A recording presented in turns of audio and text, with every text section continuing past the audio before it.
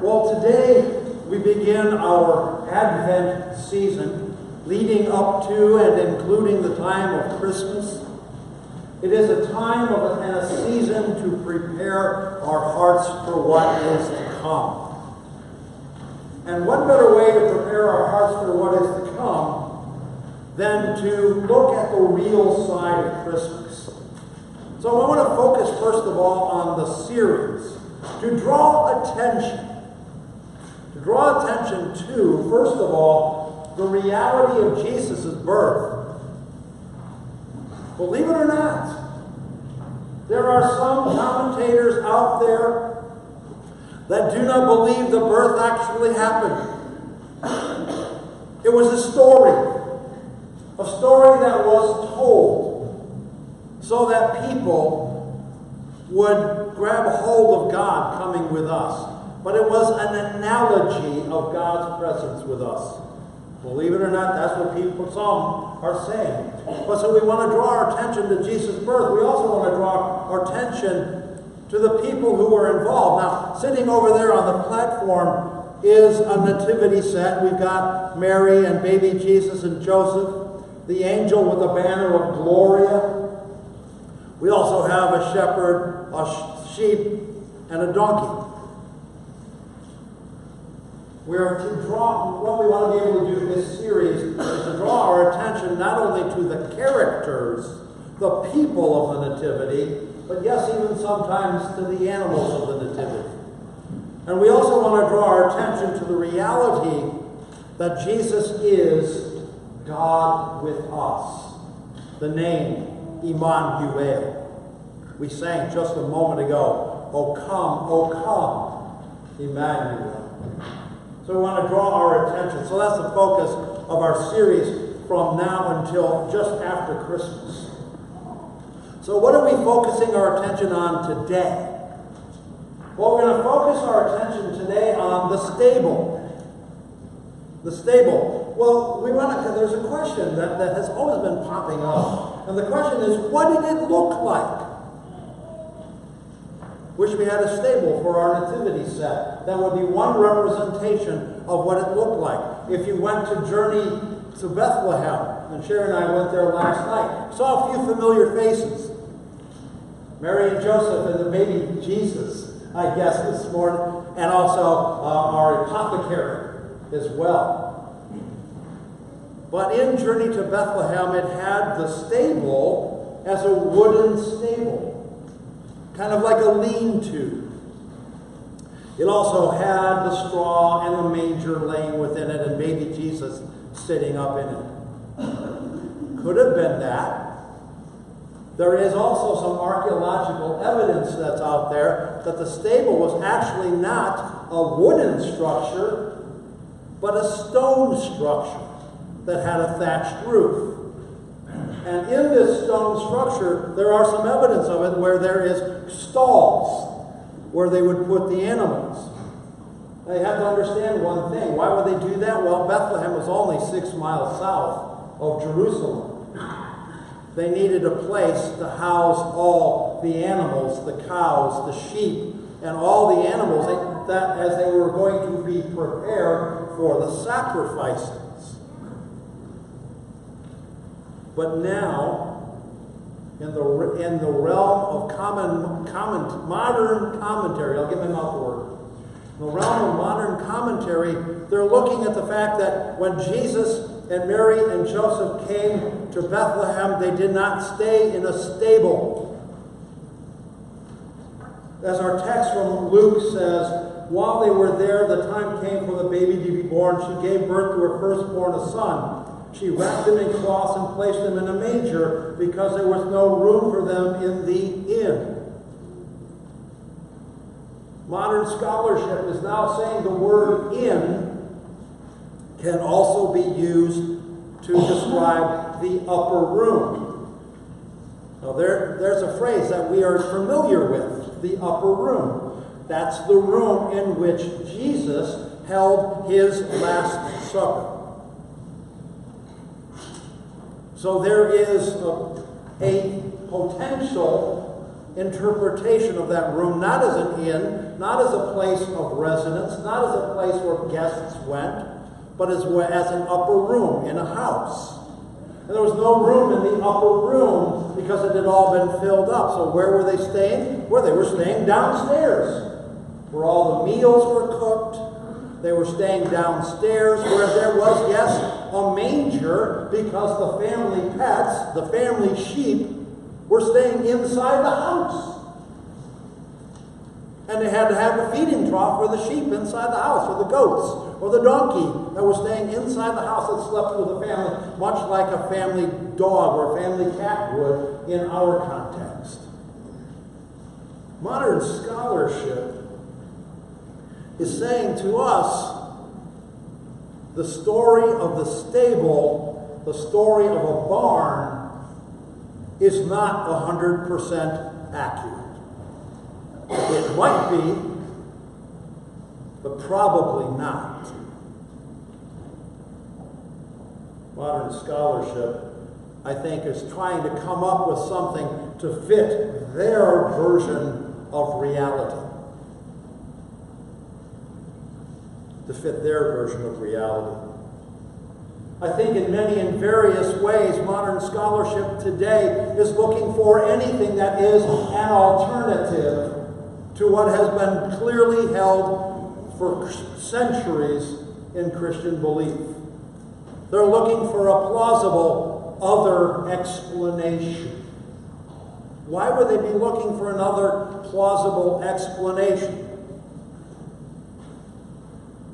Quite simply to say, we don't like that explanation, so we'll come up with another.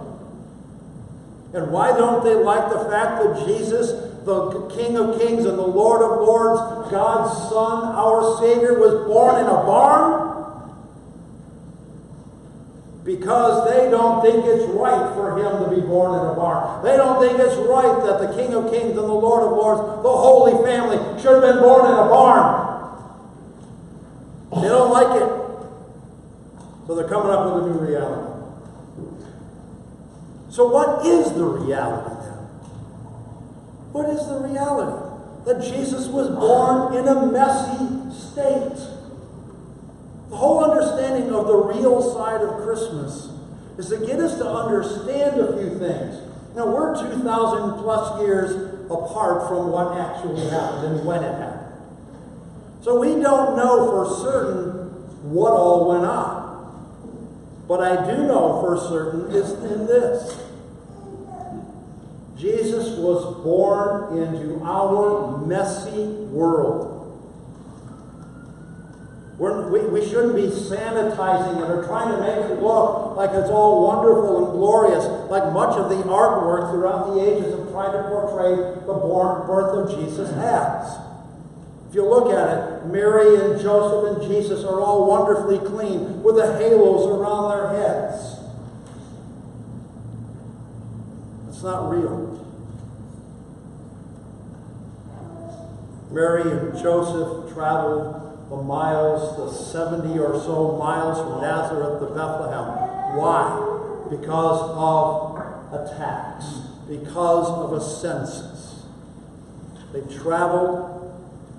They had their being. They came into a small, itty-bitty little town that more than likely didn't have hardly anybody in there living there normally, maybe a few hundred people. So there was no room for this mass influx of people to register. There was no room for them. So what did they do? They found a place where they could lay their heads and give birth to their son. That's the reality of it. The reality of it also is that Jesus came to be born into a messy world, messed up by our sin. Messed up by who we are. We made this mess. Nobody else made this mess but ourselves. It goes back to Adam and Eve. They started it. We're still perpetuating it. And that's why Jesus had to come. To give birth, to live amongst messy, sinful human beings in order to save messy human beings. To give the people hope and promise. To give people hope and promise that there is more than just my life and the messiness that is my life. To give people hope and promise in the salvation that is Jesus Christ. To give hope and promise in the life that God has given. Which leads us to understand that Jesus was born to save messy people. Jesus was born to save messy people. Paul writes in the letter to the Romans, God came to save me, and I who am chief of sinners. He came to save me. He came to save you. He came to save the entire world. All people of all ages, in all scenarios, in all situations. God came to save people who are stuck in messy lives, who are frustrated, who are despondent, who are despairing, who are in depression. He came to save people who are so full of themselves that they think there's nothing wrong. He came to save people out of their life and out of their situation, to say to them, I have something more, I have something greater. I have life for you, and life to the full. I have come to save you and take you out of your muck and your mire, and give you hope. Hope in the promise of life. Hope in the promise of grace. Hope in the promise of Jesus. And yes, Jesus was born in a messy cattle stall. Yes, Jesus lived for 30 plus years. Yes, Jesus took on the messiness of humanity and died brutally. You want to talk about a mess? Talk about Jesus' crucifixion. No, that's a mess. Blood, body, blood, body, in and with the hot bread and wine of Holy Communion.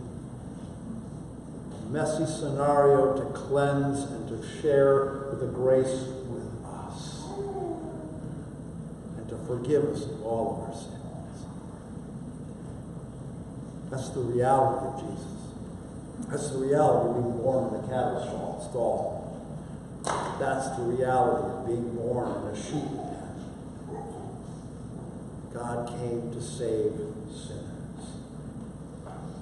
And all God's children say, Amen. The peace of God that passes all understanding. Keep our hearts and our minds focused upon the life of Jesus Christ. Let us rise, and together let us profess our faith by using the words of the Nicene Creed as they are projected above. I believe in God the Father Almighty, maker of heaven and earth, and in all things visible and invisible, and in one Lord Jesus Christ, the only begotten Son of God, begotten of his Father before all worlds, God of God, light of light, very God of very God, begotten, not made, being of one substance with the Father, by whom all things were made, who for us men and for our salvation came down from heaven, and was incarnate by the Holy Spirit of the Virgin Mary, and was made man, and was crucified also for us under Pontius Pilate. He suffered and was buried. In the third day he rose again according to the Scriptures, and ascended into heaven, and sitteth at the right hand of the Father. And I will come again with glory to judge both the living and the dead, whose kingdom will have no end. And I believe in the Holy Spirit, the Lord and giver of life, who proceeds from the Father and the Son, who with the Father and the Son together is worshipped and glorified, who spoke by the prophets. And I believe in one holy Christian and apostolic church. I acknowledge one baptism for the remission of sins, and I look for the resurrection of the dead and the life of the world to come. Amen. Please be seated. Let us gather our offerings and friendship folders at this time.